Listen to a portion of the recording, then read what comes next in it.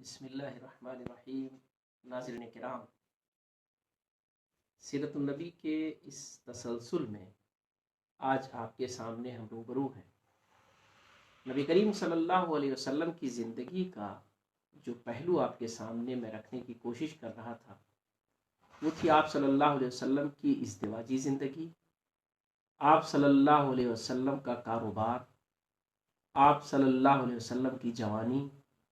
آپ صلی اللہ علیہ وسلم کا ایک معاشرتی کردار، سماجک کردار، سوشل لائف۔ اس لیے میں اس بات پہ آپ کو زور دے کر سمجھانا چاہتا ہوں، اور سیرت کے اس پروگرام میں ہم اور آپ اس بات کو پوری سمجھنے کی کوشش کریں کہ رسول اللہ صلی اللہ علیہ وسلم نبی بننے کے بعد جو انہوں نے تعلیمات دیں، رسول بننے کے بعد جو کچھ انہوں نے ہم کو آپ کو سکھلایا، پوری دنیا کو سکھلایا، آپ صلی اللہ علیہ وسلم کی زندگی نبوت کی 40 سال کے بعد شروع ہوتی ہے، اور اس سے پہلے جو 40 سال کی زندگی ہے وہ آپ کی ایک انسان کی حیثیت سے کیسی رہی ہے، کیونکہ رسول اللہ صلی اللہ علیہ وسلم کو ہم اور آپ اپنا اسوہ سمجھتے ہیں، اور حقیقت بھی یہی ہے۔ رسول اللہ صلی اللہ علیہ وسلم نمونہ ہیں۔ پیارے نبی محمد عربی صلی اللہ علیہ وسلم دنیا کے لیے آئیڈیل ہیں، اور آئیڈیل اس لیے ہیں کیونکہ آپ کی شخصیت میں آئیڈیل بننے کی پوزیشن ہے، صلاحیت ہے۔ آپ صلی اللہ علیہ وسلم اس لائق ہے کہ آپ کو اسوہ بنا لیا جائے، نمونہ بنا لیا جائے، دنیا کے سامنے پیش کیا جائے۔ دنیا کے لوگ اگر نبی کریم صلی اللہ علیہ وسلم کی زندگی سے سیکھ کر اپنی زندگی گزاریں تو ان کی زندگی کامیاب ہوگی۔ وہ ایک اچھے انسان ہوں گے، ایک اچھے شہری ہوں گے، ایک خیر خواہ انسان ہوں گے، اور ایک بلند انسان ہوں گے۔ نبی کریم صلی اللہ علیہ وسلم کی زندگی اس اعتبار سے ہمیں بہت ہی اہمیت کے ساتھ اور تفصیل کے ساتھ جاننے کی ضرورت ہے۔ نبی کریم صلی اللہ علیہ وسلم کے تجارتی معاملات کو ہم نے آپ کے سامنے رکھا تھا، اور اس میں یہ بات آئی تھی کہ رسول اللہ صلی اللہ علیہ وسلم 12 سال کی عمر سے تجارت کرنے لگے تھے۔ آپ اپنے چچا محترم ابو طالب کے ساتھ تجارت کے لیے جاتے تھے، اور 15-16 سال کی عمر میں آپ کی شہرت تجارت کے اعتبار سے اچھی خاصی ہو چکی تھی۔ اسی وجہ سے مکے کے لوگ یہ چاہتے تھے کہ رسول اللہ صلی اللہ علیہ وسلم کے ساتھ لگ کر تجارت کریں، رسول اللہ صلی اللہ علیہ وسلم کے ساتھ مل کر کاروبار کریں، رسول اللہ صلی اللہ علیہ وسلم کو اپنا سرمایہ دے دیں تاکہ رسول اللہ صلی اللہ علیہ وسلم تجارت کے ذریعے اس کاروبار کو آگے بڑھائیں اور انہیں منافع واپس کر دیں۔ اسی سلسلے کی وہ کڑی تھی جو حضرت خدیجہ رضی اللہ تعالی عنہ کے پاس پہنچی، اور حضرت خدیجہ رضی اللہ تعالی عنہ جو ایک خاتون تھیں، بیوہ خاتون تھیں، تاجر تھیں، وہ تجارت ان کا بہت بڑا کاروبار تھا، ان کی تجارت کافی بڑھ چکی تھی۔ واقعات میں آتا ہے اور سیرت نگاروں نے لکھا ہے کہ حضرت خدیجہ رضی اللہ تعالی عنہ کا اکیلے سامان تجارت، ان کا کاروبار اتنا بڑا تھا جتنا کبھی کبھی قریش کے تمام لوگوں کا کاروبار ہوتا تھا۔ یعنی اگر حضرت خدیجہ رضی اللہ تعالی عنہ اپنا سارا سامان جو مال تجارت کے طور پر شام جا رہا ہوتا تھا وہ ایک طرف رکھ دیا جائے، اور پورے قریش کا کاروبار، ان کی مال تجارت ایک طرف رکھا جائے، تو دونوں برابر ہوتے تھے۔ نبی کریم صلی اللہ علیہ وسلم سے پیشکش کی حضرت خدیجہ رضی اللہ تعالی عنہ نے کہ آپ بھی میرا کاروبار سنبھال لیں، اور یہی نہیں صرف کاروبار انہوں نے سنبھالنے کے لیے کہا بلکہ اپنے غلام، یعنی اپنے ایک مستقل جو ان کے ساتھ غلام کی حیثیت سے، ایک نوکر کی حیثیت سے، ایک ان کے کاروبار کو دیکھنے کی حیثیت سے میسرہ نام کے ایک شخص تھے جو ان کے بڑے وفادار بھی تھے، ان کو رسول اللہ صلی اللہ علیہ وسلم کے ساتھ لگا دیا۔ پیارے نبی محمد عربی صلی اللہ علیہ وسلم جب شام کے تجارت پہ نکلے تو میسرہ بھی ان کے ساتھ تھے، اور جو کچھ انہوں نے راستے میں، کاروبار کے دوران، سفر کے دوران، ملاقاتوں میں، لوگوں سے ملنے جلنے میں، خرید فروخت کرنے میں نبی کریم صلی اللہ علیہ وسلم کا انداز دیکھا، نبی کریم صلی اللہ علیہ وسلم کا اسلوب دیکھا، نبی کریم صلی اللہ علیہ وسلم کی سرگرمیاں دیکھی، اس کے نتیجے میں انہوں نے آ کے حضرت خدیجہ رضی اللہ تعالی عنہا کو آپ صلی اللہ علیہ وسلم کے بارے میں واقف کرایا، بتلایا. اور یہی وجہ تھی کہ حضرت خدیجہ رضی اللہ تعالی عنہا، جن سے بہت سارے رؤسائے قریش شادی کرنا چاہتے تھے، مکے کے بڑے اہم لوگ چاہتے تھے کہ ان سے شادی کر لیں کیونکہ وہ نیک خاتون تھی، لیکن انہوں نے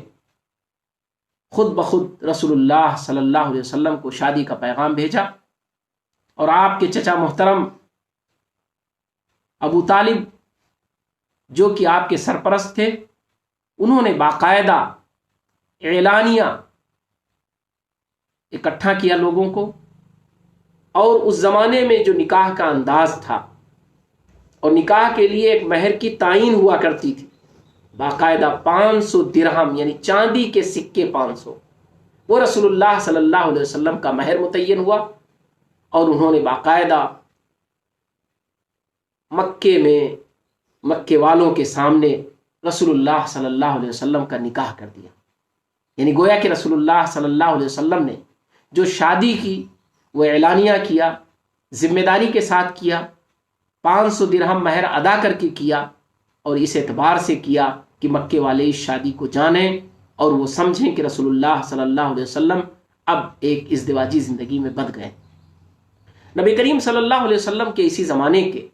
2 اور واقعات ہیں جو سیرت نگاروں نے بڑی اہمیت کے ساتھ نقل کیا ہے،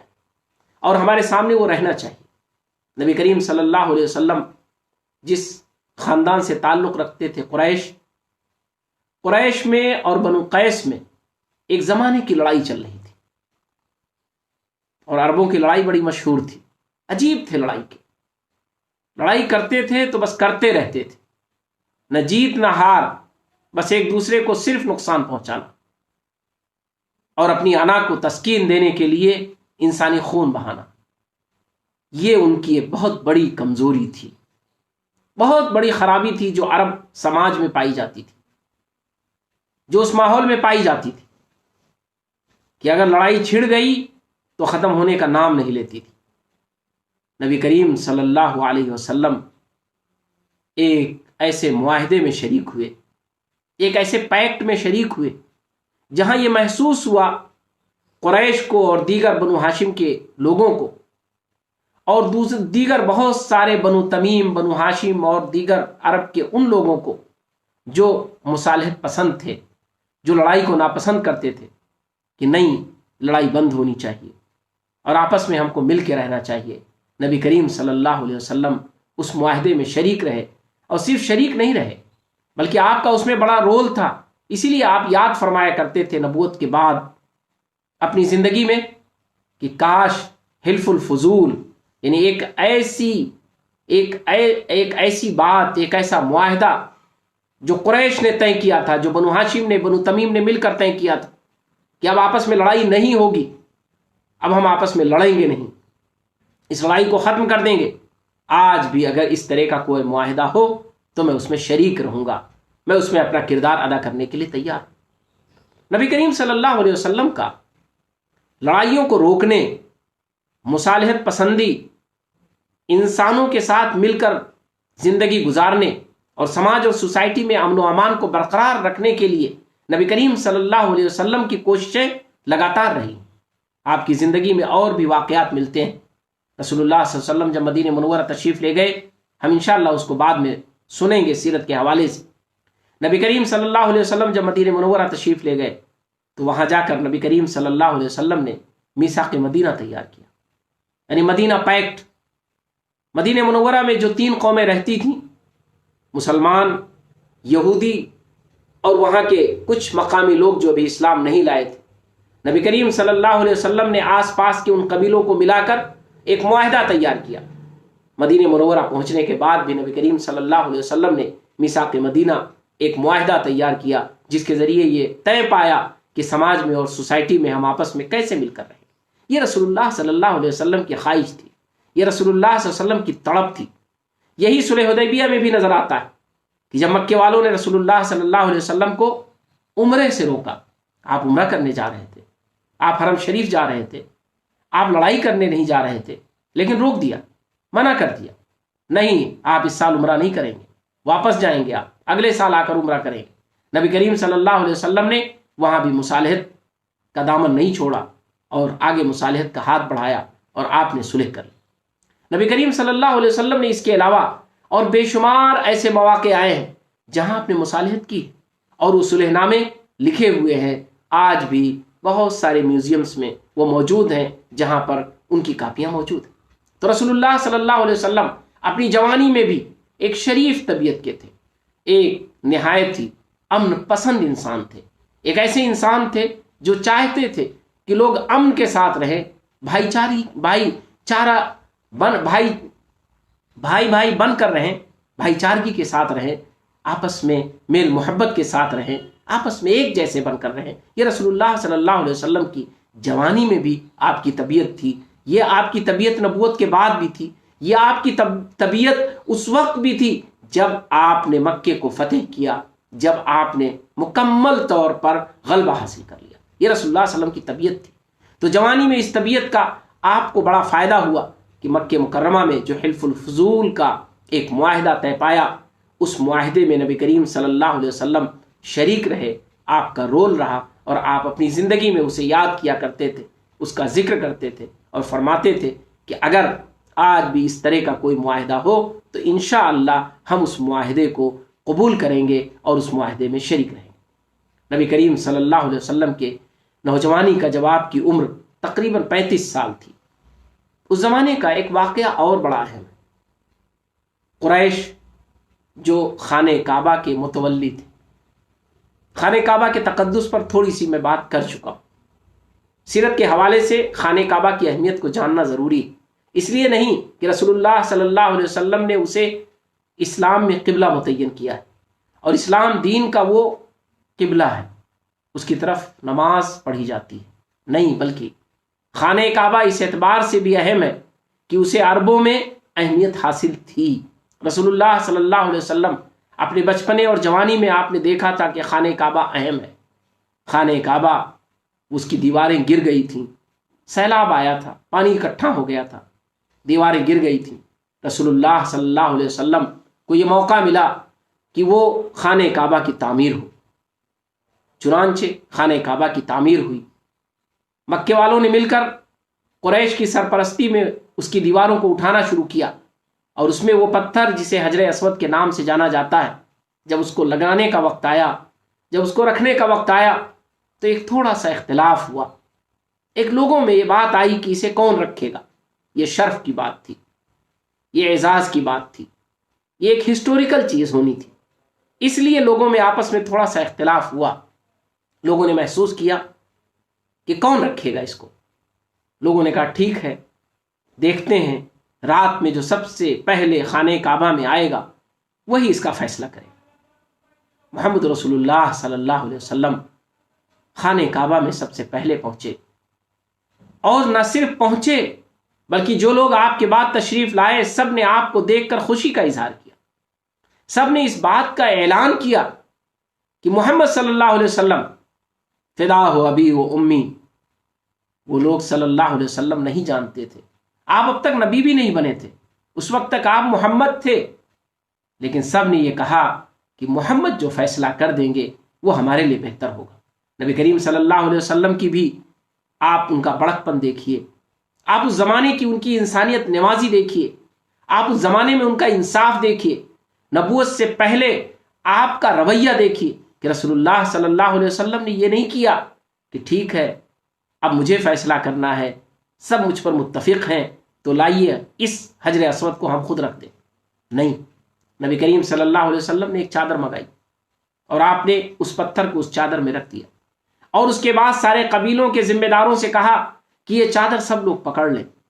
چنانچہ سب نے مل کر اس چادر کو اٹھایا اور آپ نے اپنے دست مبارک سے وہ پتھر اس جگہ پر رکھ دیا جہاں کی اسے رکھا جانا تھا۔ یہ نبی کریم صلی اللہ علیہ وسلم کا ایک ساماجک رول تھا، یہ رسول اللہ صلی اللہ علیہ وسلم کا ایک کردار تھا، بحیثیت انسان کے، بحیثیت انصاف پسند انسان کے، بحیثیت جج کے، اور بحیثیت ایک سماج اور سوسائٹی میں آپس میں میل جول کو باقی رکھنے کے۔ یہ رسول اللہ صلی اللہ علیہ وسلم کا کردار سیرت نگاروں نے محفوظ کیا ہے اور عربوں نے اس کو لکھا ہے اور نقل کیا ہے۔ تمام ہسٹورین نے اس بات کو نقل کیا ہے کہ نبی کریم صلی اللہ علیہ وسلم نے ایسا کیا۔ نبی کریم صلی اللہ علیہ وسلم ابھی اپنی اس جوانی میں، طے بات ہے جیسا کہ میں نے کہا کہ ابھی آپ کو نہیں پتا تھا کہ آپ نبی بنیں گے، اس کے باوجود نبی کریم صلی اللہ علیہ وسلم ایک نہایت ہی شریف انسان تھے، ایک نہایت اچھے انسان تھے، اور اس کی ایک سب سے بڑی دلیل یہ ہے، اور یہ دلیل بڑی بنیادی ہے، کہ رسول اللہ صلی اللہ علیہ وسلم کی جن لوگوں نے نبوت کے بعد مخالفت کی، جن لوگوں نے رسول اللہ صلی اللہ علیہ وسلم کو ختم کرنا چاہا، جو لوگ رسول اللہ صلی اللہ علیہ وسلم کی دعوت کو پسند نہیں کرتے تھے، جو یہ چاہتے تھے کہ رسول اللہ صلی اللہ علیہ وسلم کسی طرح ان کی دعوت، ان کا لایا ہوا دین، ان کا اللہ کا پیغام یہ سب ختم ہو جائے، وہ بھی کبھی یہ ہمت نہ کر سکے، کبھی کوئی ایسا واقعہ نہیں لا سکے جو یہ ثابت کر سکے، جو یہ کہہ سکیں کہ محمد صلی اللہ علیہ وسلم 40 سال سے پہلے اپنی زندگی میں غیر منصف تھے، اپنی زندگی میں ظالم تھے، اپنی زندگی میں بددیانت تھے، اپنی زندگی میں خائن تھے، اپنی زندگی میں غلط تھے۔ ایسا نہ کر پانا، جبکہ یہ ان کے لیے بڑا آسان تھا کہ وہ اس حوالے سے رسول اللہ صلی اللہ علیہ وسلم کی دعوت کو کنڈم کر دیتے، وہ اس حوالے سے رسول اللہ صلی اللہ علیہ وسلم کو بدنام کر دیتے، وہ اس حوالے سے رسول اللہ صلی اللہ علیہ وسلم کی دعوت پر پانی پھیر دیتے، یہ اس حوالے سے رسول اللہ صلی اللہ علیہ وسلم کی نبوت کو بدنام کر دیتے۔ لیکن انہیں پتا تھا کہ عرب اس بات کو جانتے ہیں، مکے والے اس بات کو جانتے ہیں، قریش اس بات کو جانتا ہے، شام کے علاقے کے لوگ اس بات کو جانتے ہیں، بصرہ کے لوگ اس بات کو جانتے ہیں کہ یہ سارے کے سارے رسول اللہ صلی اللہ علیہ وسلم جہاں بھی آئے گئے، جن سے بھی آپ کے معاملات رہے، جن سے بھی آپ کے تعلقات رہے، جن سے بھی آپ کا کاروبار رہا، جن سے بھی آپ کا ملنا جلنا رہا، جن کے ساتھ بھی آپ کا پاس پڑوس رہا، سب کے سب اس بات پر متفق تھے کہ محمد صلی اللہ علیہ وسلم وہ ایک اعلیٰ معیار کے انسان ہے، ایک بلند پایا انسان ہے، ایک نیک دل انسان ہے، ایک نہایت ہی کامیاب انسان ہے، ایک نہایت ہی خیرخواہ انسان ہے، ایک نہایت ہی اچھے انسان ہے۔ حضرت گرامی، آپ ہمارے اس سیرت کے پروگرام میں شریک ہیں، ایک بات بڑے اہمیت کے ساتھ آپ کے سامنے آنی چاہیے، اور آپ بھی اس پر دھیان دیں کہ رسول اللہ صلی اللہ علیہ وسلم پر یہ گفتگو کیا بشر تھے کہ نہیں تھے، یہ بڑا ہی فضول گفتگو، بڑا بیکار سا ہے۔ ملت جس میں الجھ گئی ہے، خود مسلمان جس میں الجھے ہوئے ہیں، اور اس کی وجہ سے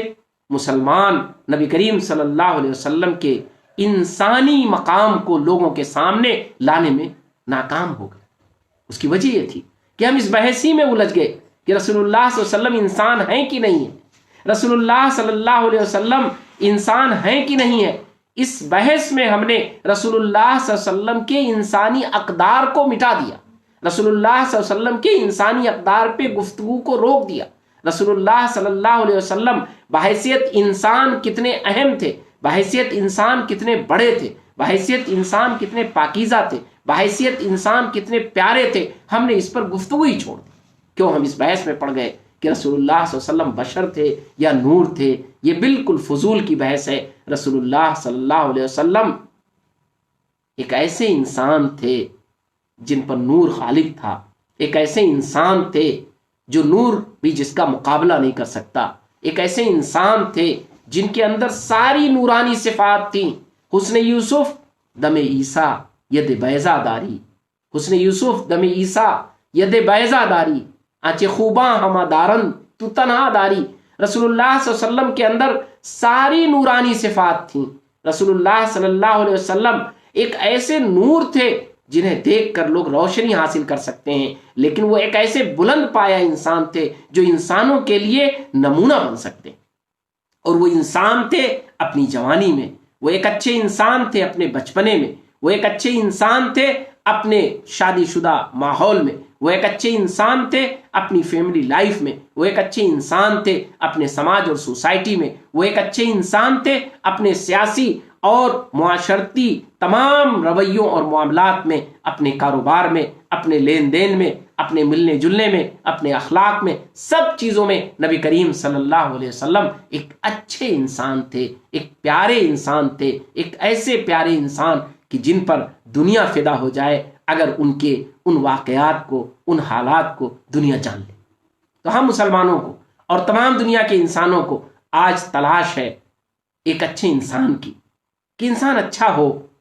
جسے دیکھ کر ہم بھی اچھا بنیں۔ تو آئیے محمد رسول اللہ صلی اللہ علیہ وسلم کی زندگی کو پڑھیں اور جانیں اور سمجھیں، سنیں ان کے بارے میں کہ رسول اللہ صلی اللہ علیہ وسلم کی زندگی کیا تھی۔ ابھی میں رسول اللہ صلی اللہ علیہ وسلم کے زندگی کے ان پہلوؤں پہ چل رہا ہوں جو رسول اللہ صلی اللہ علیہ وسلم کی نبوت سے پہلے کی زندگی ہے۔ رسول اللہ صلی اللہ علیہ وسلم اپنے تمام معاملات میں ایک ایسے انسان ثابت ہوئے ہیں جو نبی کریم صلی اللہ علیہ وسلم کو نہایت ہی بلند کر دیتا ہے، اتنا بلند، اتنا بلند، اتنا بلند کہ رسول اللہ صلی اللہ علیہ وسلم سارے انسانوں کے، تمام قوموں کے انسانوں کے اور ہر سطح کے انسانوں کے لیے نمونہ بننے کے لائق ہیں۔ آپ کے اندر نمونہ بننے کی صلاحیت ہے، آپ کے ذریعے انسان بن سکتا ہے، آپ کو دیکھ کر انسانیت آ سکتی ہے، آپ کو دیکھ کر کے انسان کے اندر سدھار آ سکتا ہے۔ نبی کریم صلی اللہ علیہ وسلم، جیسا کہ میں نے بتلایا کہ یہ ذہن میں ہمارے رہنا چاہیے کہ آپ کی زندگی بھی بڑی محدود تھی، 63 سالہ زندگی۔ رسول اللہ صلی اللہ علیہ وسلم کی پیدائش 571 مسیح میں ہوئی، عیسوی میں ہوئی، اور 571 عیسوی سے نبی کریم صلی اللہ علیہ وسلم مکہ مکرمہ میں قریش میں پیدا ہوئے، اور رسول اللہ صلی اللہ علیہ وسلم نے اپنی 25 سال کی عمر میں شادی کی۔ جیسا کہ میں نے بتلایا 12 سال کی عمر سے آپ نے تجارت شروع کر دی، آپ کی ماں کا انتقال ہو گیا 6 سال کی عمر میں، آپ کے دادا جو سرپرست تھے ان کا انتقال ہو گیا 8 سال کی عمر میں، آپ کے چچا جو ابو طالب، حضرت ابو طالب نہایت محترم اور شریف انسان تھے، وہ آپ کے سرپرست رہے اور ان کا انتقال نبوت کے بعد ہوا۔ نبی کریم صلی اللہ علیہ وسلم کے خاندان نے، آپ کے چاہنے والوں نے، آپ پر بھروسہ کرنے والوں نے اور آپ سے واقف لوگوں نے نبوت کے بعد نبی کریم صلی اللہ علیہ وسلم کا ساتھ دیا، اس لیے نہیں کہ وہ ایمان لے آئے تھے۔ ابو طالب ایمان نہیں لائے، ان کے بیٹے ایمان لائے، حضرت علی رضی اللہ تعالیٰ عنہ انہوں نے قبول کیا، لیکن محترم ابو طالب، حضرت ابو طالب وہ ایمان لا لانے کے باوجود رسول اللہ صلی اللہ علیہ وسلم کا سارا کارنامہ، ساری زندگی، ساری سرگرمیاں چونکہ ان کے سامنے تھیں، اس لیے انہوں نے ہمیشہ اپنے بھتیجے کا ساتھ دیا۔ اس لیے نہیں کہ وہ بھتیجے تھے، بلکہ اس لیے کہ وہ ایک اچھے انسان تھے اور انہوں نے ان کی اس انسانیت کو 40 سال تک دیکھا تھا، آزمایا تھا اور اسے انہوں نے جانا تھا۔ نبی کریم صلی اللہ علیہ وسلم اس عمر میں پہنچنے کے بعد 40 سال سے پہلے آپ کی ایک کیفیت چینج ہوئی۔ آپ اپنی تمام سرگرمیوں کے ساتھ ساتھ آپ کے اندر ایک تبدیلی آئی، ایک چینجنگ آئی۔ وہ کیا تھی؟ وہ تبدیلی کیسی تھی؟ کون سی تبدیلی تھی جو آپ کے اندر آئی؟ آپ ایک اچھے کامیاب تاجر تھے، آپ کا گھر ایک اچھا گھر تھا، آپ ایک اچھے خاندان میں تھے، آپ کو اپنے شہر میں ایک اچھا مقام حاصل تھا۔ یہ ساری چیزیں ہونے کے باوجود نبی کریم صلی اللہ علیہ وسلم کے اندر ایک تبدیلی آئی، ایک چینجنگ آئی، اور جس نے نبوت کے اس مرحلے تک آپ کو پہنچایا جہاں اللہ تبارک و تعالیٰ نے آپ کو نبی بنانے کا اعلان فرما دیا۔ نبی کریم صلی اللہ علیہ وسلم کو اللہ تبارک و تعالیٰ نے نبی بنانے کا اعلان فرما دیا۔ وہ کیا چینجنگ تھی، وہ کیا تبدیلی تھی؟ آپ کی بیوی حضرت خدیجہ رضی اللہ تعالیٰ عنہ بیان کرتی ہیں کہ رسول اللہ صلی اللہ علیہ وسلم جب 40 سال کے قریب ہوئے تھے تو آپ صلی اللہ علیہ وسلم کچھ خلوت نشینی کی طرف مائل ہو گئے تھے، یعنی تنہائی پسند ہو گئے تھے۔ آپ صلی اللہ علیہ وسلم لوگوں سے ہٹ کر، گھر والوں سے بھی ہٹ کر، اکیلے میں، تنہائی میں اللہ کا ذکر کیا کرتے تھے۔ اللہ کا ذکر، ابھی تو اللہ کی معرفت آپ کو نہیں ملی تھی، ابھی تو آپ نبی نہیں بنے تھے، لیکن آپ کو یہ محسوس ہو رہا تھا کہ آپ کا کوئی خالق ہے، کوئی مالک ہے، اس کائنات کا کوئی بنانے والا ہے۔ انسانوں کا کوئی پیدا کرنے والا ہے. انسان اس دنیا میں سب کچھ کر لے, ساری چیزیں اس سے حاصل ہو جائے, پھر بھی ایک گیپ رہ جائے گا اس کی زندگی میں اگر وہ اپنے بنانے والے کو نہ پہچان سکے. آپ صلی اللہ علیہ وسلم کو یہ احساس ہوا کہ میں نے اپنا بچپنا, اپنی جوانی, اپنی تجارت, اپنا کاروبار, اپنی زندگی, یہ سب کچھ جو گزار دیا, لیکن میں نے اپنے خالق کو, اپنے مالک کو, اپنے بنانے والے کو, میرا سب کچھ جو ہے جس نے دیا ہے اسے بھی تو مجھے تلاش کرنا چاہیے, اسے بھی تو مجھے جاننا چاہیے, اس تک تو مجھے پہنچنے کی کوشش کرنی چاہیے. ہمیں اور آپ کو پتہ ہونا چاہیے. اور اسی لیے میں نے ابتدا میں مکہ مکرمہ کے حالات کو بتلایا تھا کہ مکہ ایک مذہبی شہر تھا, لیکن مذہب وہاں کا شرک میں ڈوبا ہوا تھا. مکہ ایک مذہبی شہر تھا, لیکن مکہ کا مذہب شرک میں ڈوبا ہوا تھا. یعنی خالق کائنات کا تصور وہ بہت ہی دھندلا سا تھا تصور. وہ بھی مانتے تھے کہ انہیں کسی نے پیدا کیا, وہ بھی مانتے تھے کہ ان کا کوئی خالق و مالک ہے, وہ بھی مانتے تھے کہ اس کائنات کو کوئی بنانے والا ہے, لیکن اس کے باوجود وہ یقین اس پر کرتے تھے کہ یہ جو خانہ کعبہ میں 360 بت رکھے ہوئے ہیں, اور یہ جگہ جگہ جو بہت سارے بت بنے ہوئے ہیں, جو بہت سارے لوگوں نے چیزوں کو بنا رکھا ہے, بہت ساری مشہور شخصیتوں کے نام پر جو بہت ساری یادگاریں پائی جاتی ہیں, وہ سب اس کائنات کے سسٹم کو چلاتے ہیں اور وہی اس کائنات کے نظام کے مالک ہیں. انہی سے ہمیں مانگنا ہے, انہی کی ہمیں عبادت کرنی ہے, انہی کے پاس ہمیں جانا ہے, انہی سے ہمیں لو لگانی ہے, انہی سے ہمیں سب کچھ لینا ہے. وہی ہماری آرزو کے اور ہماری دعاؤں کے آخری منزل ہے, کافی ہے یہ ہمارے لیے. ہم اس دنیا میں ان کے علاوہ اور کسی کو نہ تلاش کریں. یہ اتنا بڑا ہبل, یہ اتنا بڑا لات, یہ اتنا بڑا منات, یہ سارے جو بت ہیں, یہ جو سارے یہاں پر موجود ہیں بڑے بڑے, اور جن کو ہماری نسلوں نے, ہمارے آبا و اجداد نے بڑی اہمیت دی ہے, بڑی پرستش کی ہے, بڑے پوجے ہیں ان کو, ان کے اوپر بڑے چڑھاوے چڑھائے, ان سے اپنی منتیں مانگی, یہی بس میرے لیے کافی ہیں. یہ تھا ان کا مذہبی رنگ, یہ تھا ان کا ماحول. وہ آتے تھے مکے میں, مکے کے لوگ ان کی عزت کرتے تھے, وہ آتے تھے حج کے لیے, خانہ کعبہ کے طواف کے لیے, وہاں قربانی اور نذروں کو پیش کرنے کے لیے, اور مکے والے ان کا احترام کرتے تھے. ان کا مذہبی تقدس تھا, مذہب کو مقدس مانتے تھے, لیکن ان کا پورا مذہب وہ شرک میں ڈوبا ہوا تھا, جو اللہ کو چھوڑ کر دیگر بہت ساری چیزوں تک ان کو روکے ہوئے تھے. شرک کیا ہے؟ شرک دراصل انسان کو اس کے حقیقی خالق و مالک سے روک دیتا ہے, ڈائیورٹ کر دیتا ہے. اس کا حقیقی جو خالق و مالک ہے, انسان کا جو اصل پیدا کرنے والا ہے, انسان کا جو اصل دینے والا ہے, اس کی باتوں کو سننے والا, اس کی ضرورتوں کو پوری کرنے والا ہے, اس کائنات کے نظام کو چلانے والا ہے, جس نے ان ساری چیزوں کو پیدا کیا, یہ پیڑ پودے, دریا, سمندر, یہ آسمان, یہ زمین, یہ ساری چیزیں جس نے بنائی ہیں, وہ ہے خالق کائنات. اگر اس کے بجائے یہ اس کی پیدا کی ہوئی چیزوں کو اصل بنا لیا جائے اور انہی سے اپنی باتیں رکھی جائیں, انہی سے لو لگایا جائے, انہی کی پوجا کی جائے, انہی سے مانگا جائے, انہی سے رویا جائے, انہی کو خوش کرنے کی کوشش کی جائے, اور یہ سوچ کر کی جائے کہ یہ سارے کے سارے مل کر ہمیں اس اصل تک پہنچا دیں گے, ہمیں اللہ تک پہنچا دیں گے, ہمیں اصل کائنات کے خالق و مالک تک پہنچا دیں گے, تو یہی تو شرک ہے. یہی تو اللہ کو مانتے ہوئے اس کے حقوق کو, اس کی عبادتوں کو, اس سے کی جانے والی دعاؤں کو, ان تمام چیزوں کی طرف متوجہ کر دینا, ان تمام چیزوں کی طرف لگا دینا, یہی تو شرک. اور یہی شرک یہ رائج تھا عرب میں, اور بڑا پختہ تھا, بڑا مضبوط تھا, بڑا خوبصورت تھا, بڑا اچھا انداز تھا اس کا. ایک ایسا انداز تھا کہ جس میں انسان کھویا ہوا تھا, گم تھا اسی میں. اس کے آبا و اجداد یہی کرتے چلے آ رہے تھے, وہ خود بھی یہی کر رہا تھا, نبی کریم صلی اللہ علیہ وسلم جو ایک کامیاب انسان تھے،